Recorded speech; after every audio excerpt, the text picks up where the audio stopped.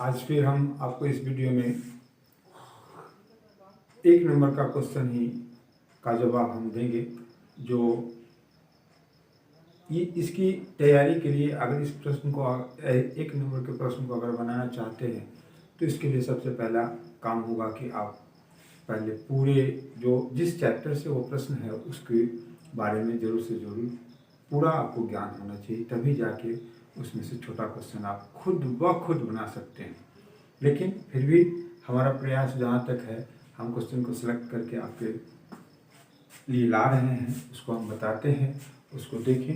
सभी सब चैप्टर से मिला हुआ एक प्रश्न, लगभग 16 प्रश्न अभी है, उसको हम दे रहे हैं, उसको देखिए और उसी प्रकार से दिमाग को आप अभ्यास के रूप में लाएंगे तो वो धीरे धीरे आपका परीक्षा में जल्दी से बन जाएगा। यहाँ पे है कि एक वृत्त के केंद्र, ये आपको रेखागणित से संबंधित प्रश्न आ गया। कहता है एक वृत्त के केंद्र से 5 सेंटीमीटर की दूरी पर स्थित बाहरी बिंदु से खींची गई स्पर्श रेखा 3 सेंटीमीटर लंबी है, तो वृत्त की त्रिज्या ज्ञात करें। तो ये इस प्रकार का आप रचना भी इसका एक इम्पॉर्टेंट है, जो 5 नंबर का क्वेश्चन रहता है। तो रचना में है त्रिभुज बनाना। दो प्रकार का रचना आपको मेन है, त्रिभुज से है तो त्रिभुज बनाना और उसके समरूप त्रिभुज बनाना, और दूसरा है वृत्त खींचना और उस पर स्पर्श रेखा खींचना। तो वहाँ आप उसको देखे हुईएगा, समझे हुईएगा। तो यहाँ पे मान के चले कि ये जगह कम है इसलिए हम छोटा बना रहे हैं। ये वृत्त हो गया, इसके केंद्र से 5 सेंटीमीटर की दूरी पर एक कोई बिंदु है और 5 से इसकी दूरी को 5 मान लें और इस जगह से एक स्पर्श रेखा हम खींचेंगे तो 2 स्पर्श रेखा होता है। तो बाहरी बिंदु से खींची गई स्पर्श रेखा कितना सेंटीमीटर लंबी है? ये 3 सेंटीमीटर लंबी है। तो वृत्त की त्रिज्या यहाँ निकालना है, तो त्रिज्या वृत्त की त्रिज्या यही होगी, क्योंकि त्रिज्या और स्पर्श रेखा के स्पर्श बिंदु जो मिलते हैं वह एक दूसरे से 90 डिग्री के पर मिलते हैं। तो इसका मतलब क्या हो गया कि OMP समकोण त्रिभुज हो गया। तो इसमें से हम लोगों को क्या चीज निकालना है? इसको निकालना है। तो पाइथागोरस थ्योरम का हम उपयोग करते हैं, तो वो आपका क्या हो जाएगा? OM बराबर OP square minus PM square का वर्गमूल। तो ये 5 स्क्वायर माइनस 3 स्क्वायर, ये हो जाएगा 25। अब इसको हम हटा दें, समझ गए होंगे। 25 माइनस 9, ये हो गया 16, और फिर इसका वर्गमूल कितना हो जाएगा? 4।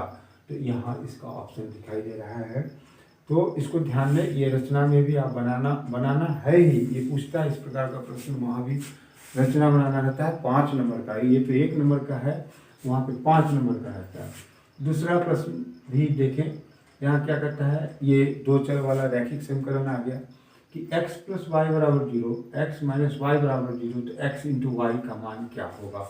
तो इसको भी हम देखें, इसको भी सरल करके देख लें कि किस प्रकार से ये बनेगा। थोड़ा हम स्पेस बना लेते हैं इसके लिए। तो यहाँ पे x प्लस वाई बराबर 0, तो हम और प्रतिस्थापन का भी उपयोग कर सकते हैं, लुप्तीकरण का भी उपयोग कर सकते हैं। तो x प्लस वाई बराबर 0, x माइनस वाई बराबर 0, तो ये क्या हो जाएगा? 2x बराबर 0। तो x बराबर कितना होगा? 0। अब इस मान को वहाँ रख देंगे, तो इसका मतलब x y का भी मान 0 हो जाएगा। x प्लस वाई बराबर 0, एक समीकरण में अगर डाल देते हैं 0 प्लस वाई बराबर 0, तो y बराबर क्या हो जाएगा? 0। इसका मतलब अब x और y को गुना करेंगे तो कौन सा ऑप्शन आएगा? C उसका जवाब आएगा। इसके बाद का जो क्वेश्चन है उसको देखें। उसके बाद का क्वेश्चन है, ठीक, ये थोड़ा सा अलग प्रकार का क्वेश्चन है। इसको देखें कि यदि 10 टू द पावर 2y, यदि 10 टू द पावर 2y, ये 18 में इस प्रकार का क्वेश्चन पूछे हुए हैं। 18 में ये इस प्रकार का क्वेश्चन पूछे हुए हैं, यदि 10 टू द पावर 2y बराबर 25, तो 10 टू द पावर 3y का मान ज्ञात करना है। तो इसके लिए हम लोग इस प्रकार से इसको बनाएंगे, 10y का होल स्क्वायर बराबर कितना हो जाएगा? 25। अब स्क्वायर को उधर ले जाएंगे तो 10y बराबर 25 का वर्गमूल मतलब क्या हो गया? 5। तो 10y का मान अब इसका निकालना है, तो यहाँ हम लोग ऐसा करते हैं 10y होल क्यूब कर दे। 10y का मान हम यहाँ डाल देते हैं, तो 5 का क्यूब ये हो जाएगा 125। 125 यहाँ सी इसका जवाब हो गया।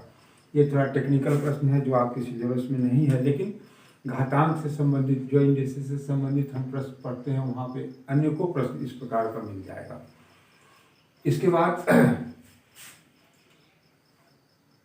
यहाँ पे ये जो समीकरण दिया हुआ है, समीकरण ax plus by plus c बराबर 0 में a बराबर 0 तो y का मान, तो अब a के जगह जहाँ a है वहाँ अगर हम रख देते हैं तो x खत्म हो जाएगा, तो आपके पास बच क्या जाएगा। अब पूरा हम बना के बताते हैं। 0 into x plus by plus c बराबर 0।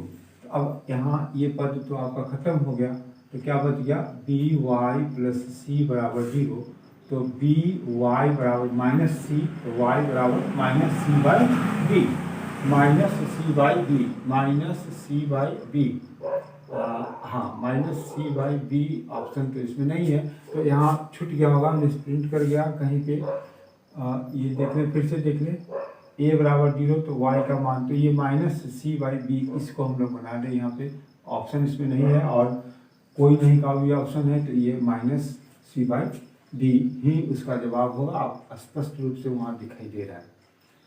इसके बाद है कि अभी क्षेत्रमिति से आ गया कि दो वृत्तों के क्षेत्रफलों का अनुपात क्या होगा यदि उनके त्रिज्याओं का अनुपात दिया हुआ है। तो त्रिज्या का अनुपात दिया हुआ है तो उसके क्षेत्रफल का अनुपात हम लोगों को निकालना है। तो ये इस प्रकार से हम लिखें इसको, ये त्रिज्या पहले वृत्त की त्रिज्या को मान ले, ये चूंकि अनुपात ही निकालना है तो वहाँ पे अनुपातिक राशि को x मानना जरूरी नहीं है, तो हम इसकी पहले वृत्त की त्रिज्या, ये दूसरे वृत्त की त्रिज्या और सीधे हम अनुपात निकाल देंगे। यहाँ लिखेंगे पहले वृत्त की त्रिज्या हो जाएगा पाई r स्क्वायर बटे पाई r स्क्वायर, तो यहाँ होगा पाई से पाई आपका कैंसिल हो जाएगा, तो इसका त्रिज्या होगा 2 स्क्वायर बटे 5 स्क्वायर, ये 4/25 ऑप्शन कहीं होगा 4/25। सी देखिए इसका जवाब हो गया 4/25। ये भी प्रश्न है आसान। यहाँ देखें कि दो वृत्तों की परिधियाँ, दो वृत्तों की परिधियाँ, यहाँ त्रिज्या का अनुपात दिया हुआ था तो क्षेत्रफल का अनुपात पूछा गया। यहाँ कहता है दो वृत्तों की परिधियाँ 2:3 के अनुपात में है, तो उनकी त्रिज्याओं का अनुपात निकालना है। तो त्रिज्या का ये परिधि दिया हुआ, परिधि का अनुपात, तो हम लोग इसको परिधि से त्रिज्या निकालने का सूत्र होता है, तो ये r1 मान पहले वृत्त की जो ये परिधि दिया हुआ है इससे हम लोग त्रिज्या निकाल लें, तो ये होता है c/2 पाई, ये हो गया 2/2 पाई, और r2 निकालें तो इसका भी सूत्र तो वही होगा, लेकिन इसका परिधि कितना दिया हुआ है, यहाँ पे 3 दिया हुआ है, यहाँ देखिए ये 3 है, तो ये हो जाएगा 3/2 पाई। अब इसका हम अनुपात कर देंगे तो पाई से पाई कट जाएगा, तो कितना बच जाएगा 2/3, 2:3। ये देखिए कहाँ पे ऑप्शन, ये भी सी में ही ऑप्शन इसका दिया हुआ है। इसके बाद यहाँ है दो भिन्न त्रिज्याओं वाले, गौर से देखेंगे तो क्या कहता है, दो भिन्न त्रिज्याओं वाले वृत्त हमेशा होते, त्रिज्या अगर बराबर होगा तो वो सर्वांग सम होगा, त्रिज्या भिन्न है तो वह क्या होगा, समरूप होगा। सर्वांग सम और समरूप नहीं हो सकता है, इसलिए ये इसका जवाब तो ऐसे ही आपको याद भी रखना पड़ेगा, ये ज़्यादा मात्रा में पूछता है। इसके बाद 8वां क्वेश्चन देखें कि किसी वृत्त की परिधि 462 सेंटीमीटर है तो इसकी त्रिज्या ज्ञात करें। सूत्र आपके पास सामने है कि परिधि से त्रिज्या निकालने का सूत्र क्या होता है, तो हम लोग निकालेंगे। परिधि से त्रिज्या निकालने का सूत्र होता है r बराबर c/2 पाई। तो इसका परिधि हमारे पास कितना दिया हुआ है, 462, यहाँ हो गया 462/2 × 22/7, ये हो गया 462, इसको विभाजित कर दें 2, 3, 1, और इसके बाद क्या हो जाएगा 231/1 × 7/22, ये हो गया 7, 7 3 21, 7 दूनी 14, 1 15, 1 16, यहाँ हो गया 22। अब भाग आपको देना पड़ेगा 1617 में 22 से भाग देंगे तो 7 से देंगे, 7 दूनी 14, ये 15, यहाँ बच जाएगा 7, ये कैंसिल 77, ये 6, तो 3 गुना 6 66, यहाँ दे दें, यहाँ हो जाएगा 11.0 और ये 5, ये कट गया। तो इसका मतलब क्या हो गया कि 73.5। ऑप्शन देखें यहाँ पे, इसका भी जवाब कितना है, सी है, 73.5 इसका जवाब आएगा। तो इस प्रकार से आप इसको देख रहे हैं कि सभी चैप्टरों से मिला हुआ प्रश्न आपको मिलेगा। इसके लिए सबसे पहले उस चैप्टर पर कमांड होना चाहिए, बेसिक ज्ञान इसका होना चाहिए, ये हम बार बार बताते हैं। और उसका चैप्टर बाई चैप्टर भी हम वीडियो हम दे दिए हुए हैं। आप सीपी सर मैथ वाला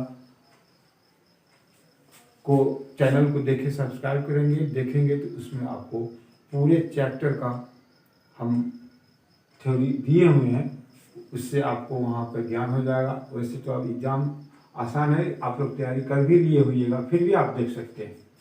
इसमें 9वां क्वेश्चन है 7 सेंटीमीटर त्रिज्या वाले वृत्त के चतुर्थांश क्वाड्रेंट का परिमाप निकालना। तो मान के चलो ये हमारा वृत्त हो गया, ये इसका केंद्र हो गया, और ये चतुर्थांश चौथा हिस्सा जो है इसी का हम लोगों को परिमाप ज्ञात करना है, ये कितना है, उसकी त्रिज्या कितना जो है 7 सेंटीमीटर। तो ये भी 7, ये भी 7। अब हमको ये मेन चीज़ चाहिए, आना चाहिए। तो हम लोग क्या करें, परिधि को पहले 4 हिस्सों में बांट देते। वो होता है 2πr/4, और प्लस में इस त्रिज्या को हम लोग जोड़ दें तो ये हो जाएगा 2r, 2 × 22/7 × 7/4 प्लस 2 × 7। अब हम ये 7 से 7 कट जाएगा, इससे ही कट जाएगा 2 से 2 11, तो रेस्ट बचा 11 जोड़ 7 दूनी 14, ये कितना हो जाएगा 25। उसका ऑप्शन देखिए यहाँ पे सी, इसका 25 उसका जवाब आया। इसके बाद का प्रश्न है, अगर एक अर्धवृत्त का परिमाप, यहाँ पे पूरे वृत्त चतुर्थांश का परिमाप पूछा गया, यहाँ अर्धवृत्त का परिमाप दिया हुआ है, तो त्रिज्या आपको निकालना है कि उसका त्रिज्या कितना होगा। जैसे ये मान के चले, ये हमारा अर्धवृत्त हो गया, इसका परिमाप दिया हुआ है, कितना दिया हुआ है 36 सेंटीमीटर। ध्यान से देखिए कि परिमाप अर्धवृत्त का है, ये अर्धवृत्त का परिमाप है, अर्धवृत्त का परिमाप कितना दिया 36 सेंटीमीटर, तो त्रिज्या आपको निकालना है। तो हम यहाँ से निकालें, ये जो अर्धवृत्त का परिमाप होता है वो होता है πr+2r। अब ये कितना के बराबर हमारे पास दिया हुआ है, ये 36 के बराबर दिया हुआ है। तो इसमें से हम लोग r कॉमन ले लें, π+2 बराबर कितना हो गया 36। तो r बराबर यहाँ हो जाएगा 22/7 × 2, और प्लस है यहाँ पे प्लस ये 36, तो इसको सरल करेंगे तो 7, 22 जोड़ 14, 36, r 4 2 6, 8 2 1 3/7 बराबर 36। अब r बराबर कितना हो जाएगा 36 × 7/36, ये कट गया, कितना बच गया 7। तो इसका भी ऑप्शन यहाँ पे देखें तो सी ही दिखाई दे रहा है।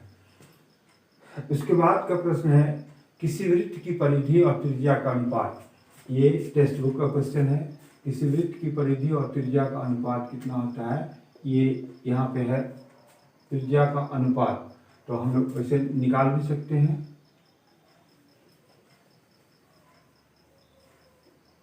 परिधि देखिए वो है कि नहीं, यहाँ पर परिधि हो गया 2πr और r, तो ये कितना होगा 2π/8, ये ऑप्शन यहाँ पे सही है। इसके बाद यह आ गया द्विघात समीकरण से प्रश्न हो गया। द्विघात समीकरण का स्टैंडर्ड फॉर्म जो है वो होता है ax² + bx + c = 0। अब इसमें क्या पूछा है, इसमें इसका बीबी डिस्क्रिमिनांट पूछा जा रहा है, डी का मान कितना होगा, तो इसके लिए डी का मान होता है b² माइनस 4ac। बस इसमें अब चेंज क्या किया, b के जगह पर p है और c के जगह पर a के जगह पर p है, b के जगह पर q है और c के जगह पर कांस्टेंट पद आपका कितना r दिया हुआ है। तो यहाँ क्या हो जाएगा, p² माइनस 4b, b के जगह पर q है तो ये हो गया q² माइनस 4pr। ये आप देखें कहीं यहाँ पे दिखाई दे रहा है, b इसका जवाब हो गया। उसके बाद क्या है, समीकरण ax² plus bx plus c बराबर 0 के मूल समान है तो वह मूल है। तो यहाँ पे अगर मूल समान है तो इसके लिए मूल समान है तो मूल है कैसा, मूलों की विवेचना करने के लिए अगर d ग्रेटर देन 0 तो ये मूल क्या हो जाएगा, वास्तविक और असमान, वास्तविक और असमान, ये असमान हो गया। d बराबर 0 तो ये भी वास्तविक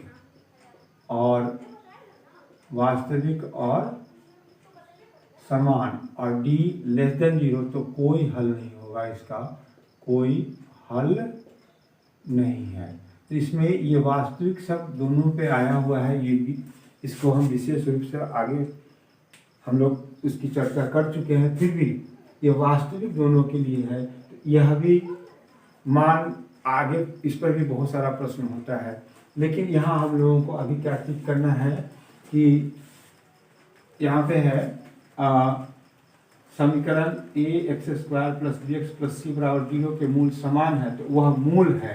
तो यहाँ पे क्या हो जाएगा हमारे पास कि मूल समान है तो b² माइनस 4ac बराबर 0, तो ये क्या हो जाएगा b² बराबर 4ac। ऐसा तो उसमें कहीं नहीं दिया हुआ है, ये b इसका जवाब आपके पास आ गया।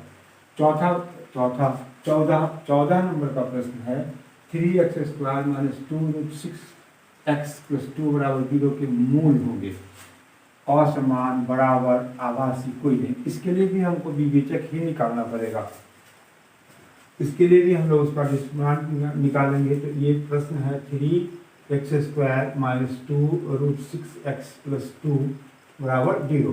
तो a आपका कितना हो गया 3, b हो गया माइनस 2√6 और c हो गया 2।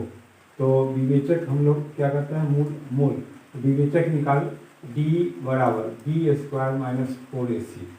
इसी पर पूरा डिपेंड करेगा कि वह समान होगा, असमान होगा कि कोई हल नहीं होगा। तो यहाँ हो गया माइनस 2√6 का whole square minus 4 into 3 into 2, ये हो जाएगा 2 दूना 4 और 6 6 24 माइनस 3 4 के 12 दूना 24, क्या हो गया 0। अभी तुरंत हम बताए हैं कि जब d 0 के बराबर हो तो मूल बराबर होते हैं, समान होते हैं। इसके बाद का जो प्रश्न है उसमें है कि 15 नंबर का प्रश्न है कि 3x² माइनस 2x माइनस 1 का एक हल है, इसमें से 1 2 हाफ और 3, इसमें से कौन इसका हल है। तो अगर आप हल निकालना चाहते हैं तो आप निकाल सकते हैं सूत्र से या गुणनखंड से या पूर्ण वर्ग करके, बहुत सारा रास्ता है, लेकिन यहाँ बहुत ही आसान दिखाई दे रहा है। इस एक के मान को यहाँ रखेंगे तो ये हो जाएगा 3 इंटू 1² माइनस 2 इंटू 1 माइनस 1 बराबर 0। दोनों पक्ष बराबर हो जाना चाहिए, 3 माइनस ये 2 माइनस 1 बराबर 0, तो 3 माइनस 3 बराबर 0, तो ये 0 बराबर 0। इसका मतलब कौन सेटिस्फाइड कर रहा है उसको, ये पहला नंबर उसको संतुष्ट कर रहा है, सेटिस्फाइड कर रहा है, इसका मतलब यही इसका शून्य होगा। नहीं, अगर दूसरे प्रकार का हो, थोड़ा सा अलग, जो जल्दी से हम मान नहीं रख सकते हैं, तो हम इसको हल ही कर लेंगे। हल करने का 3 रास्ता है, गुणनखंड विधि से, पूर्ण वर्ग करके, या द्विघात सूत्र से, श्रीधराचार्य रूल की सहायता से। वो होता है x बराबर minus b plus minus root under b² minus 4ac upon 2a, इसकी सहायता से भी आप बना सकते हैं।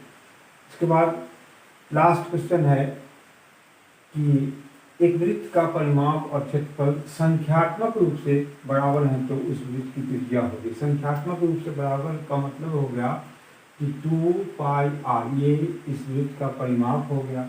वो किसके बराबर है, तो पाई आर स्क्वायर के बराबर है। ये अधिक मात्रा में पूछता है, ये वीवीआई क्वेश्चन है। तो यहाँ देखें, ये पाई से पाई कट गया, ये एक आर से आर कट गया, तो 2 बराबर कितना बच गया,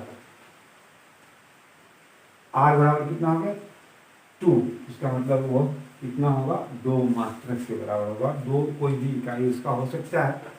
तो इस प्रकार से हम अभी कुछ प्रश्न आपको दिए हैं, फिर हम आगे की वीडियो में दूसरे प्रश्न को और भी प्रश्न हम 10-20 आपको निकाल के लाएंगे और तो फिर बताएंगे, आप उसको देखते रहें।